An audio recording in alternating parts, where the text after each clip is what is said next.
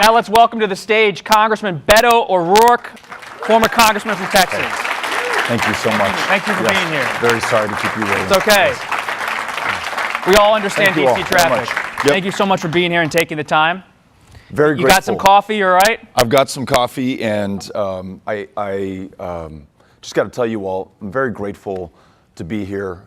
Grateful to you for taking the time to interview me, and deeply apologize for being late and keeping you all waiting. Apologies accepted. We had a nice conversation. Good. Talked a little bit about your campaign. Yeah. So every election, Congressman, is about a question perhaps the country wants answered. You think about the candidates who win, they're answering a core question facing this country. What are you the answer to? Which question does your campaign answer?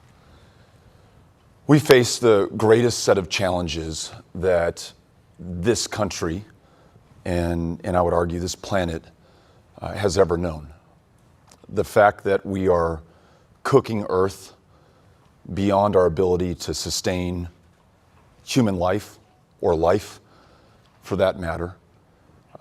In this country, you have 10 million living in the shadows, in constant fear, their children not knowing if their parents who've dropped them off at school this morning here in DC or in my hometown of El Paso, Texas, will be there at the end of the day to pick them up, or whether they will be detained or deported back to a country that child has never known, whose language they do not speak. You've got folks in America who are working 3 or 4 jobs just to make ends meet, though we are the world's greatest economy. And you have some of the wealthiest people on planet Earth living in America today. You have folks with diabetes or the flu or curable cancers dying of those diseases, though we spend more on healthcare than any other country on the face of the planet.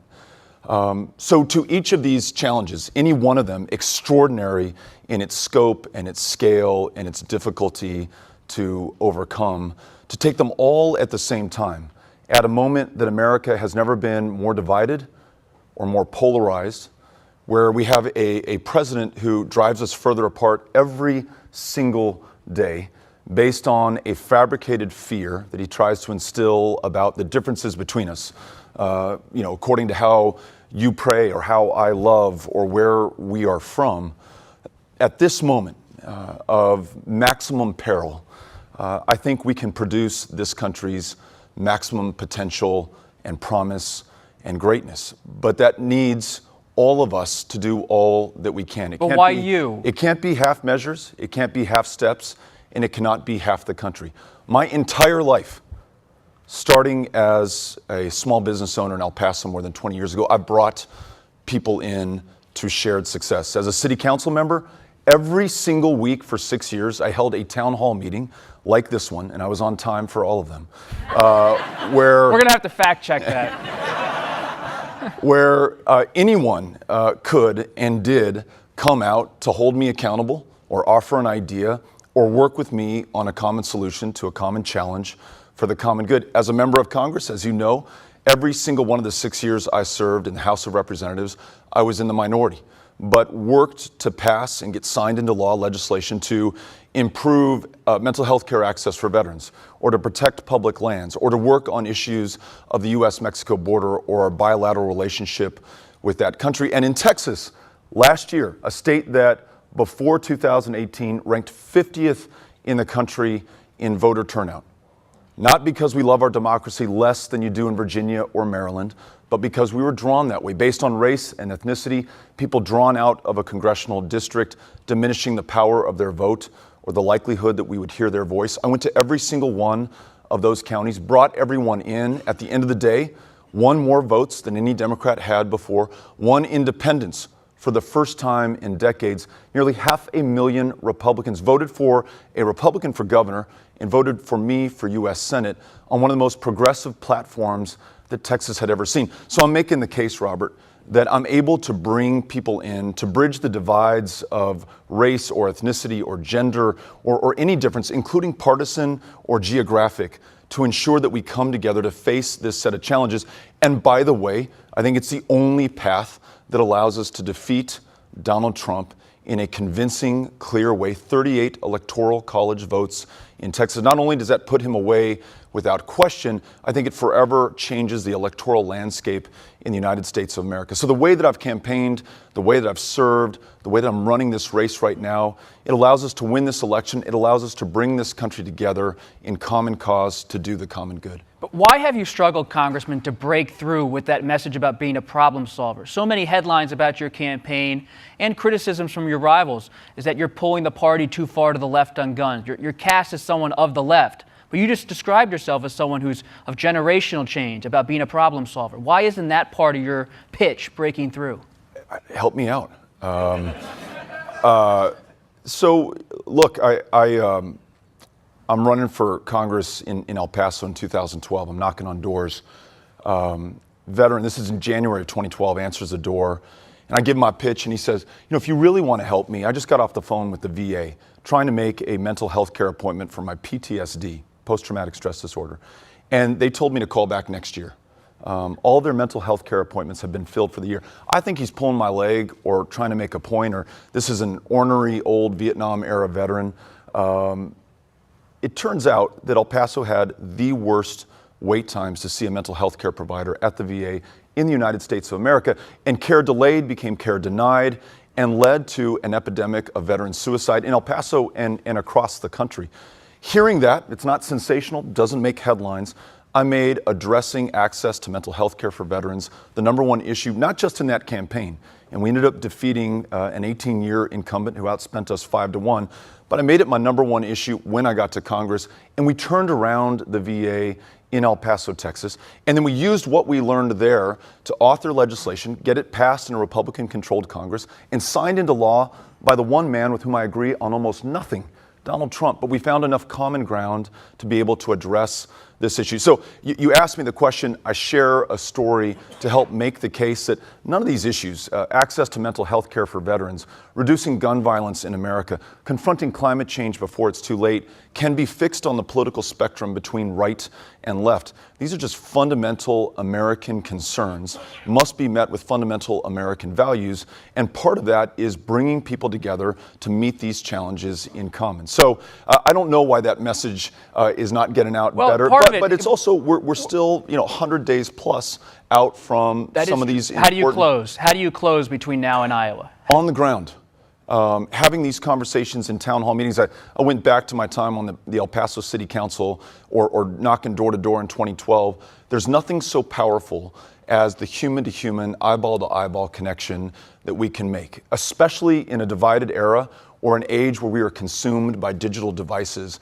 To be able to do that is to be able to break through and to have a raw, honest conversation about the things that matter most. In any election that I've participated in, any race I've run, that's been fundamental to our chances of success. And so that's how we close this, is on the ground with those people in those states who will make these early decisions that give us a chance to come through to Super Tuesday in Texas and California, where I really think we have a strong competitive advantage. You brought up how you want to work in a bipartisan way. I was at the Capitol yesterday just sharing some stories earlier about that walk through the Capitol. I asked some Republicans about you. They say, well, Congressman O'Rourke has compared Trump rallies to Nuremberg in Nazi Germany. You've used some pretty tough language about President Trump and his supporters. So if you're president of the United States, how do you actually bring Republicans to your side on different issues if you've used that kind of language?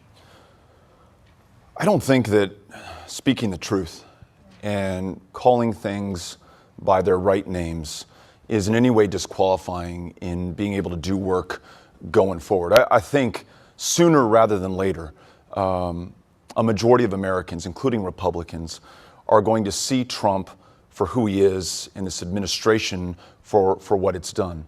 The criminality, the corruption that runs rife through the Trump administration, and the basic breaking of the foundation of American success, this genius that we are a people of the planet over who have found a home here and are trying to live up to the ideals, though never fully realized that we are all created equal and will be treated equal under law. For this president to describe some based on their ethnicity as rapists and criminals, to ask 4 women of color, duly elected by their constituents to the U.S. Congress, to go back to their home country, to try to ban all people of one religion from the shores of a country that is comprised of people from every tradition of faith, every walk of life, the planet over.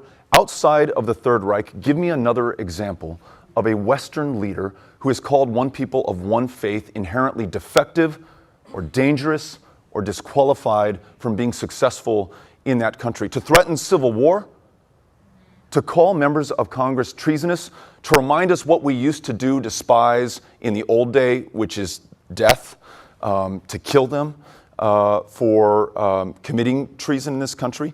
If we just accept that and normalize that and say, you know what, I don't know that he really knows what he's talking about, or I want to make sure that we don't break our ability to work with Republicans, then every single one of us is complicit in exactly what is going to follow. And there is only one destination this path will take us on. And if we do not wake ourselves up to the danger that we face, then this country will die in its sleep. I'm convinced of it. So what do you mean? Wait, what do you mean by that, die in its sleep? You ask yourself, when you look at the history of the Third Reich, which is the comparison that I made, that you raised just now, how did a modern country, well-educated, a source of innovation and ingenuity and moral leadership in the world descend into that level of barbarity, producing a shame that lives with every single German to this day? You look at everything that I just enumerated, and we could go into far greater detail about what President Trump has said and has done. The "send her back" chanting at that rally in North Carolina, chilling to my bone. So are we in a 1930s moment? In Florida, in May of this year, you know, the president who's warned about the infestation, the invasion, the predators, the animals, dehumanizing language to talk about humans who he's placed in cages. We've lost the lives of 7 children in our custody and care. He's telling that rally in Florida, what are we going to do about these people who are coming here? And someone yells out, shoot them.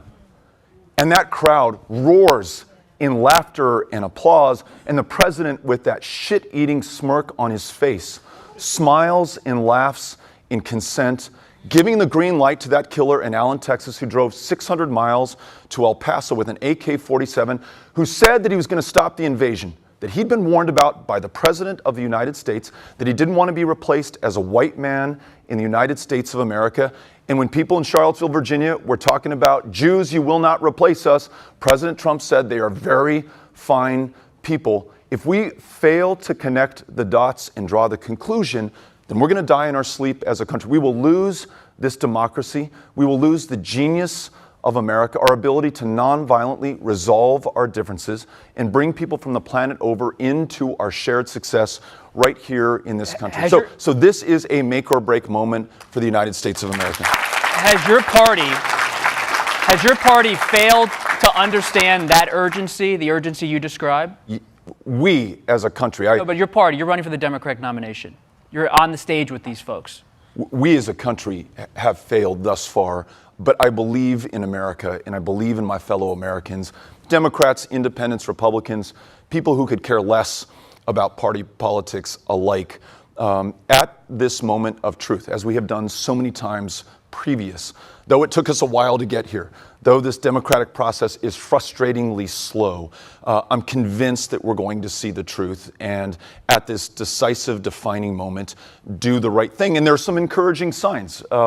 We saw a career diplomat, a former service member in Vietnam, Ambassador Taylor, give incredibly thoughtful and particularly damning testimony that helps all Americans come to the same page of facts to do the right thing for this country. We've seen the House of Representatives begin to move forward in an impeachment inquiry, a deliberate, sober process.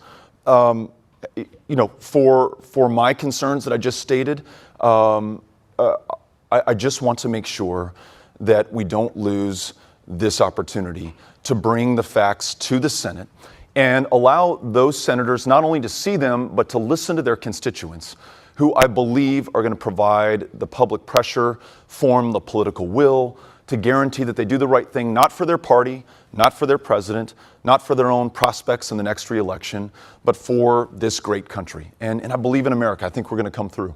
What do you make of the president's comment yesterday comparing the impeachment process to lynching?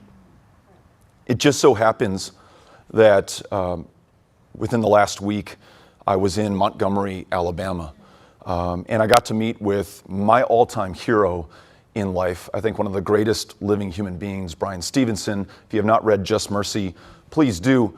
But through his work at the Equal Justice Initiative, and then this Memorial to Peace and Justice, which has the name of every single person in America, every African American who's been lynched because she or he was a person of color between 1877 and 1955, when we used terror in this country to keep people down through lynchings, through burnings, through drownings, through beatings.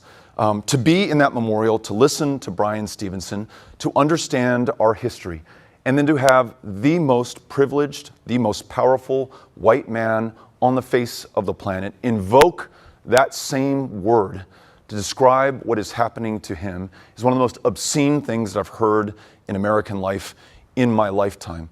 And it goes to show the extent to which he will lie, the extent to which he will commit these obscenities, and the extent to which his administration and his presidency is unjust on every single level that matters. So I think if you had not been convinced of how unfit he is to lead this country, his invocation of lynching to describe what is happening to him in a fair, deliberate, democratic process, that should convince you beyond the shadow of a doubt.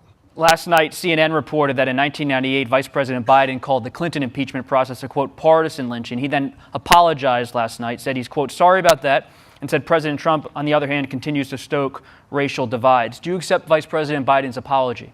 I do. It was the wrong thing for him to say 21 years ago. He's apologized for saying it, but nothing about the fact that he did this 21 years ago makes what the president is doing now okay. And I think Vice President Biden was right to apologize and right to condemn President Trump for what he's doing. You've, in the past, said it's not time for the Democrats to go to the past. Do you have any concern about Vice President Biden's history on race on issues like busing? No, I don't. Just to answer it in a word, I really do think we need to be focused on the future. What any of us who contend for the Democratic nomination will do to address foundational, systemic, structural racism in America that is not just borne out in a criminal justice system, although it is terrible there, but in healthcare, where women of color are 3 times as likely to be victims of this maternal mortality crisis that we see in education, where a 5-year-old child in a kindergarten classroom in Texas is 5 times as likely to be disciplined or suspended or expelled. In our democracy, I mentioned being 50th in the country in voter turnout, not by accident. That's racial gerrymandering at work so many years after the 1965 Voting Rights Act. So it is every facet of American life. We need it. The problem is so significant, so structural. We need to be fiercely focused on addressing it on the future, not going back 20, 30, 40 years. Let's say you're elected president of the United States and you implement your gun buyback program that you've proposed.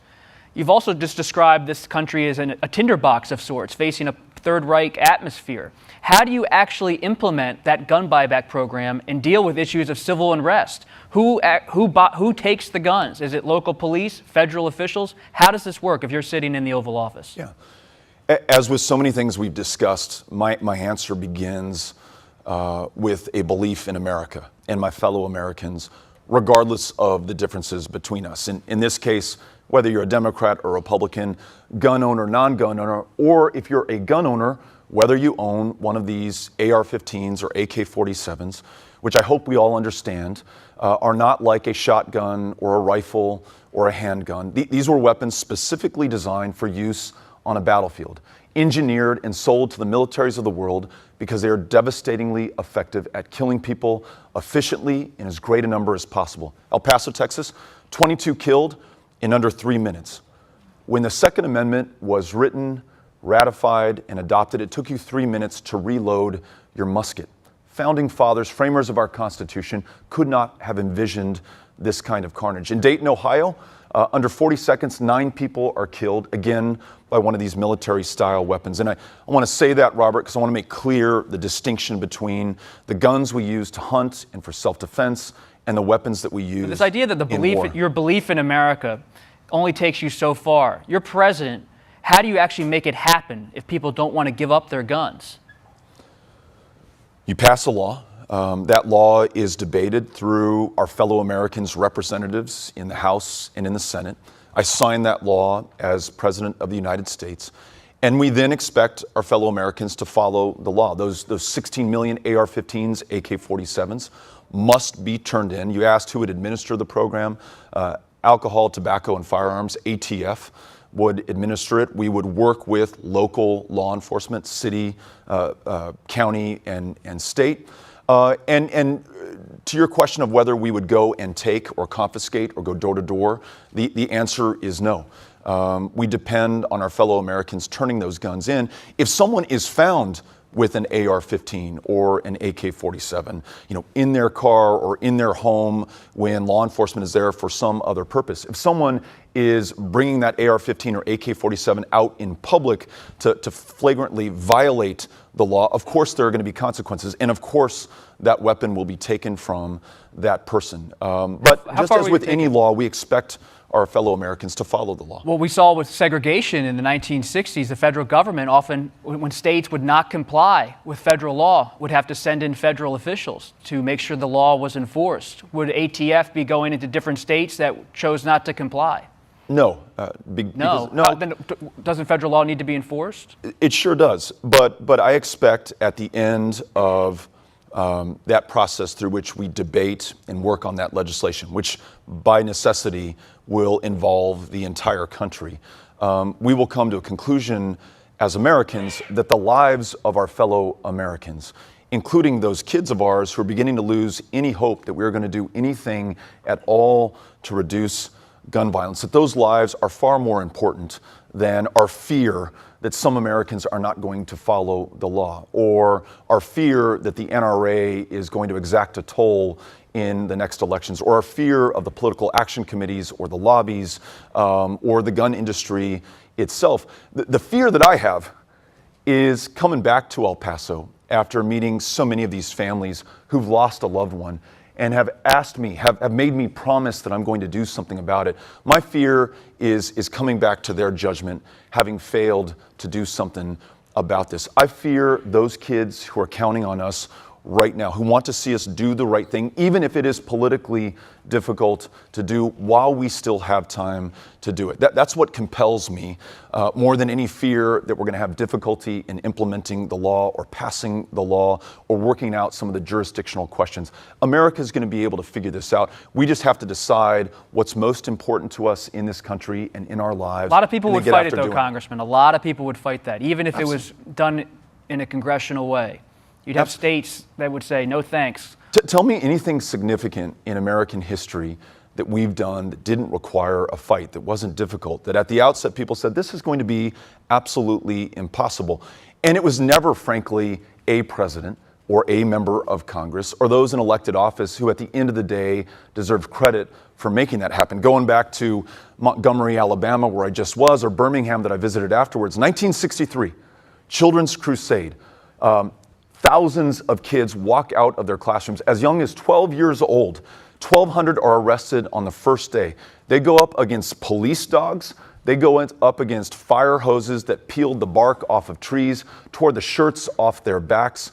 1,200 kids arrested on that first day. They forced a very difficult conversation. How are you going to enforce civil rights law? How could we pass that in a white majority country? How could we get past the filibuster? Yet those kids forced the conscience of this country. The rest of America was listening, though my fellow Texan LBJ gets a lot of the credit for signing the Civil Rights Act into law in 1964. Those kids in Birmingham, those freedom riders through the Deep South, John Lewis across the Edmund Pettus Bridge, they forced the issue. And today, moms demand action, March for Our Lives. those who are coming to town halls and getting in my face to ask me about this issue, they're going to be the ones who deserve the credit when we finally sign this into law, answer all the legitimate concerns and objections that you're raising with the force of will of the American people. I know we can do it. You speak with such urgency about guns. Did you not appreciate when Mayor Buttigieg said, quote, "I don't need lessons from you on courage, political or personal," at the debate when you had an exchange on guns? Did you think that was an unfair comment from the mayor? I don't think it's an unfair comment. I think it's a nice debate line. I think what we're talking about right now, though, is political leadership and political courage. And to trim your sails based on what you think is politically possible in the moment, which is essentially what Mayor Buttigieg is doing, saying, look, we're very close to getting there on universal background checks and a couple of other measures that will improve gun safety in America. And to allow that to stop us from going the distance, or at least describing what it is we want to achieve at the end of the day. Look, I'll pick up a victory anywhere I can get it, on background checks, on extreme risk protection orders, on ending the sale of weapons of war, licensing and registration. But I do think we have a responsibility when we run for the highest office in the land to describe the ultimate goal and the path that we're going to take to get there. And when Mayor Pete described pursuing a mandatory buyback of weapons of war as a shiny object, I don't know what it means to me as a candidate, but to those families who've lost someone to an AR-15 or an AK-47, to the more than 80% of Hispanics in Texas who, in answer to an Univision poll, say they fear they will be the victims of a mass terror attack like the one that took place in El Paso based on their ethnicity, the country from which they originally came. It's a slap in the face to all of them, and it's a slap in the face to America, a country that should be defined by our ambitions, our aspirations, and our resolve and our imagination, our ability to be able to achieve them. So I don't want to be limited by polls and consultants and triangulation. That's exactly what got us in this position in the first place. I want to be bold. I want to be strong. I want to see things for what they are, speak honestly about them, and act decisively. I think that's the choice we have right now. You've called on religious institutions to not receive tax exemptions if they don't fully recognize what you called, quote, full civil rights and full human rights. What did you mean by that? What will these religious institutions and universities need to recognize to keep their tax-exempt status? First, let me say this.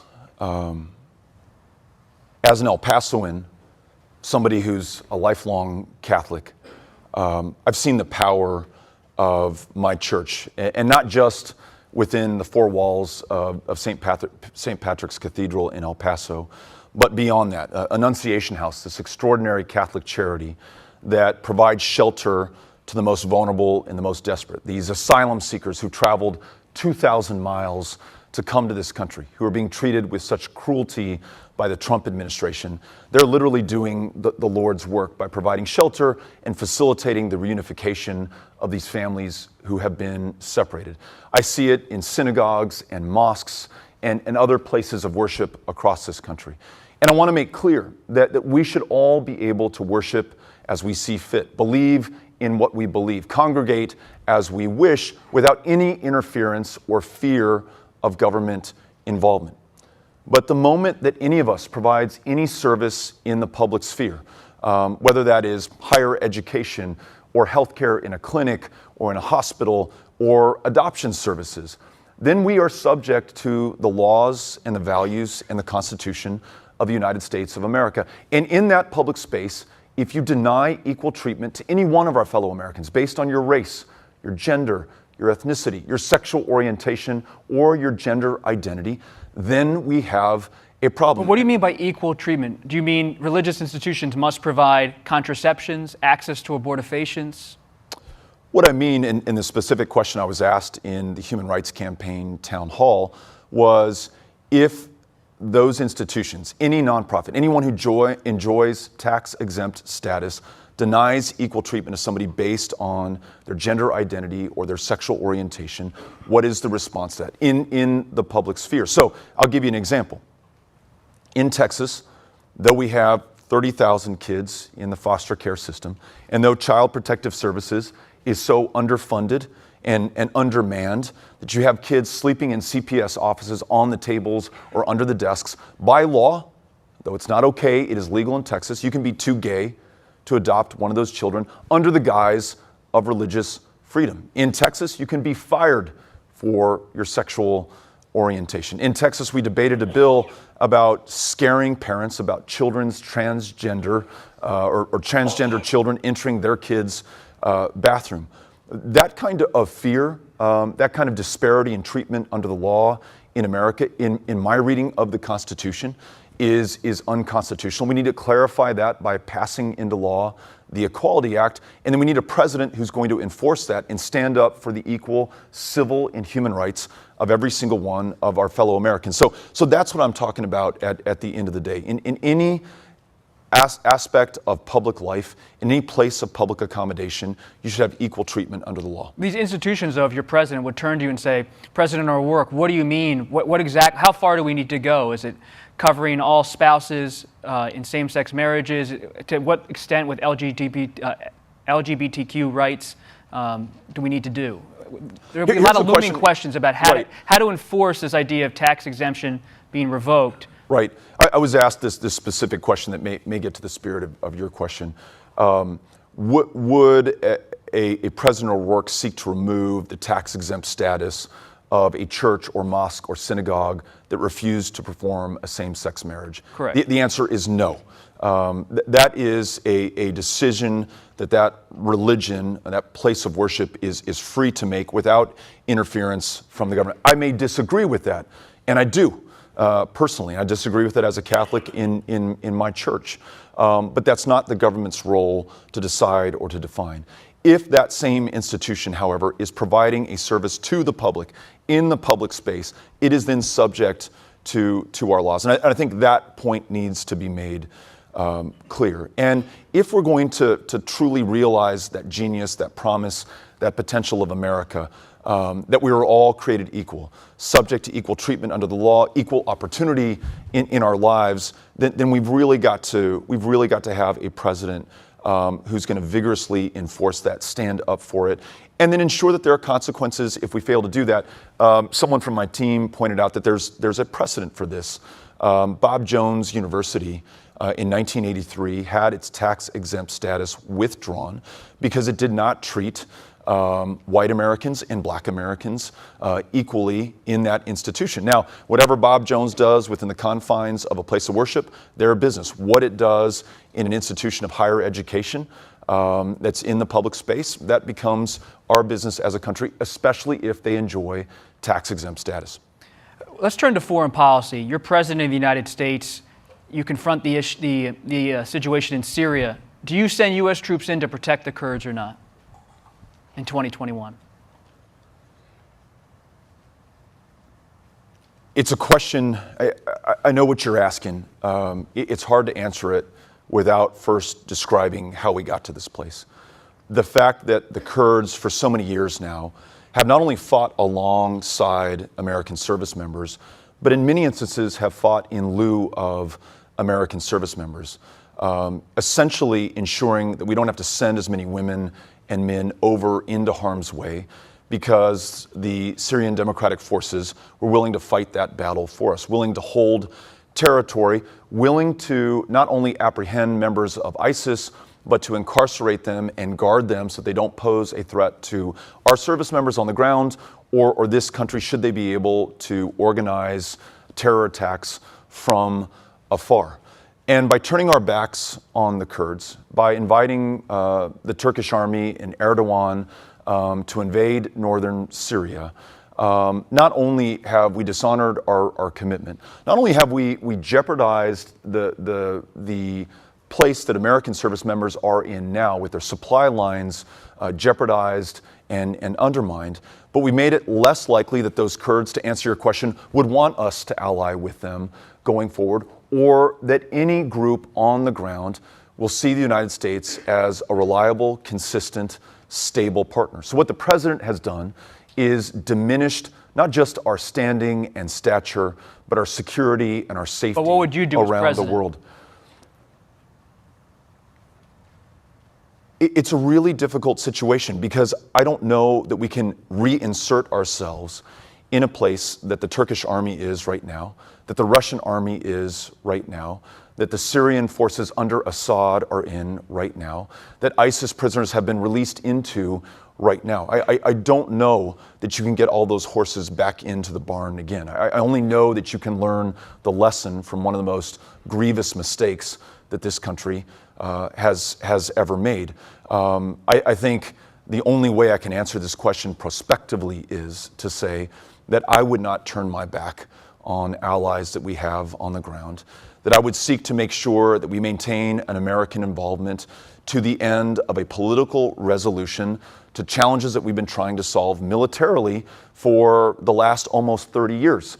I was a senior in high school. I'm 47 years old now, senior in high school, when in 1991, George H.W. Bush announced that we were going to use American force in the country of Iraq. We've been in that country every single year, every single presidential administration since, for 28 years counting, 18 years counting now in Afghanistan. But we're also in Syria, Somalia, Libya, Yemen as well. We've got to decide that we're going to use the power of diplomacy, the convening authority that the United States has to peacefully and politically resolve these differences, or otherwise we're going to send the next generation of U.S. service members into harm's way. And having allies like the Kurds on the ground in Syria and on the ground in Iraq improve our fortunes as we try to seek a political settlement. Without that help, it's going to be much harder. Just to be clear, you just said you're going to work with the Kurds in a political and diplomatic way, but you're not yet ready to make a decision on whether you'd have military involvement moving forward. Yeah, I mean, the specific question you asked me is, U.S. troops. Would we send U.S. service members back into Manbij and these other areas in Syria where we had installations, where we were able to leverage a very small U.S. troop presence to be able to exact a much greater level of commitment from the Syrian Democratic Forces under Kurdish leadership? I don't know that we can go back in time to get to that You place. raised skepticism about the U.S. footprint abroad. Would you take back U.S. troops from other parts of the world if you were president? Yes, not in the way that Donald Trump has just done. I think there are some encouraging signs in Afghanistan when we bring the government in Kabul, the Taliban, other stakeholders, including members of civil society, together to try to resolve, again, politically, an issue that the alternative is to resolve militarily. And that's going to produce the same stalemate that we've seen for the last 18 years plus. We see some encouraging signs from the progress the Obama administration was able to make in Iran. Without invading yet another Middle Eastern country, without firing a shot, without deploying additional service members and putting their lives on the line in that country, we were able to stop them from their progress on developing a nuclear weapon. And it could have been the predicate, the first step in beginning to stop them from doing some other things that we don't want them to do. Funding terrorist organizations throughout the Middle East, their involvement in the civil war in Yemen, their development on ballistic missile technology. But now, withdrawing ourselves from the table and withdrawing the United States from that agreement, it is more, not less likely that they're going to develop a nuclear weapon. And we now have no leverage and no coalition with which to work to bring Iran to their senses on these other serious concerns that we have with them. So I think we have two contrasting alternatives in the Obama administration and the Trump administration. And we were far safer at the end of the previous one than we are now in this one. So I think diplomacy, the power of inspiration, as General Mattis calls it, instead of the power of intimidation, and making sure that we give peaceful political alternatives a chance to succeed. Otherwise, we're going to continue to commit men and women to put their lives on the line, to lose their lives, and to take lives in the name of this country. And I know that we can find a better path than that one. If you were president, would you support the protesters in Hong Kong or not? Yes. It really says something right now when the most inspiring representatives of democracy, at a time that the open question in the world is the future a democratic or an autocratic one, are not here in the United States, but in Hong Kong.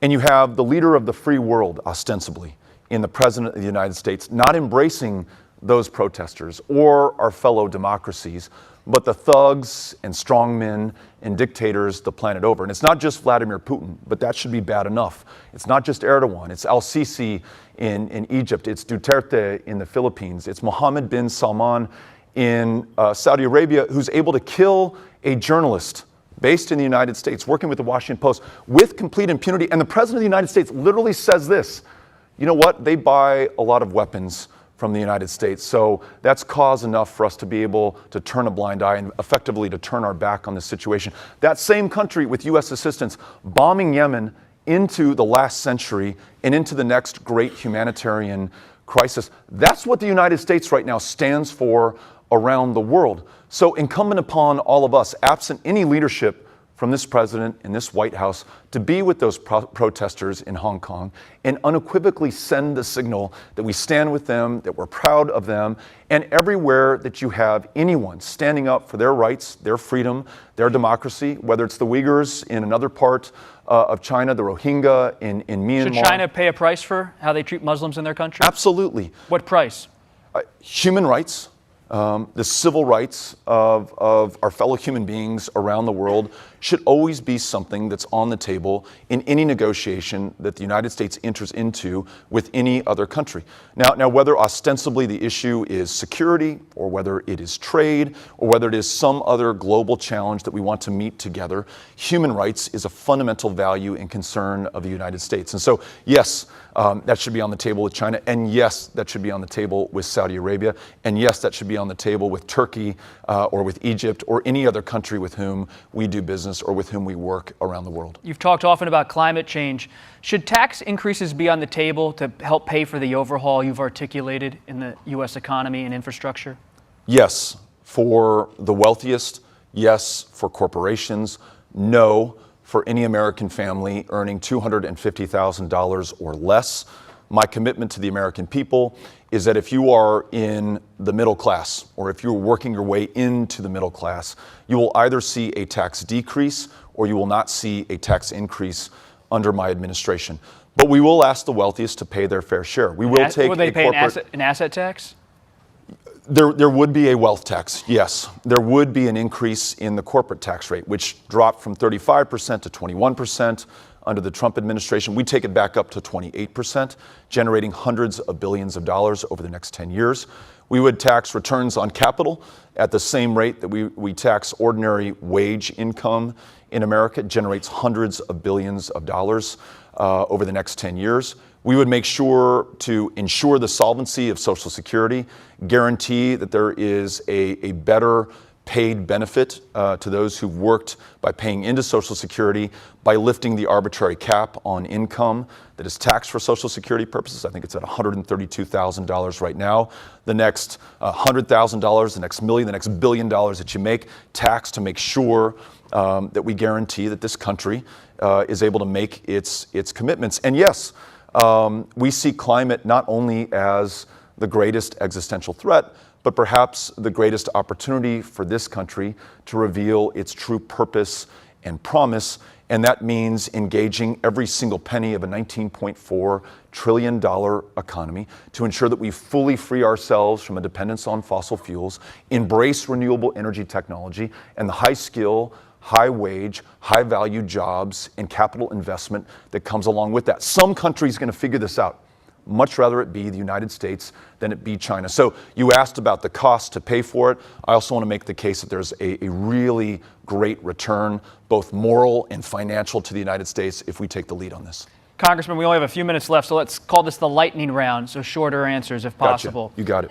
The New York Times and Washington Post have both reported that there's a lot of talk among donors about late entries into this race, whether it's Mayor Bloomberg or Secretary Clinton. Do you take those reports seriously? No. Lightning round. Fair. Universal basic income. Andrew Yang was here on Monday. Is that the U.S. future or not? It's not. When I listen to people, they don't want a handout. They don't want a job guarantee. They want a chance. They want their child to have a world-class public school education. They want that same child to be able to afford to go to college or afford to join a union and enter an apprenticeship and learn a skill or a trade that not only allows them to command a living wage, but the purpose and function and dignity that's missing from the lives of too many of our fellow Americans. There is so much opportunity to make more of this economy for more of our fellow Americans. We don't need a universal basic income to do that. Congresswoman Gabbard, unfairly targeted by top Democrats or not? Ask me a more specific question. She's been criticized about her position on Syria, her criticism of her visit with Assad in Syria. All that's fair. I mean, our past record as people in positions of public trust, open to scrutiny, to attack. She's also been to called debate. as an ally of Russia. That I don't Secretary understand. Clinton made that allusion. That I don't understand, and I've not seen the basis for that allegation. Yeah, any vote you've taken, any visit that you've made, anything that you've said, it's part of the public record and fair game. But any allegation as serious as being an asset or working for a foreign power better have been substantiated or should be left unsaid. Senator Cornyn of Texas, will he win next year or be defeated? He will be defeated. Who's going to be the Democratic nominee in your view? I don't know. There are an extraordinary cast of candidates, from Cristina Cinsun Ramirez, MJ Hager, a combat veteran, Amanda Edwards, Royce West, Chris Bell, and that's just 5 of a field of 8 or 9. And there's no O'Rourke at all. There's no O'Rourke at all, except an O'Rourke who is the Democratic nominee for president and who can not only deliver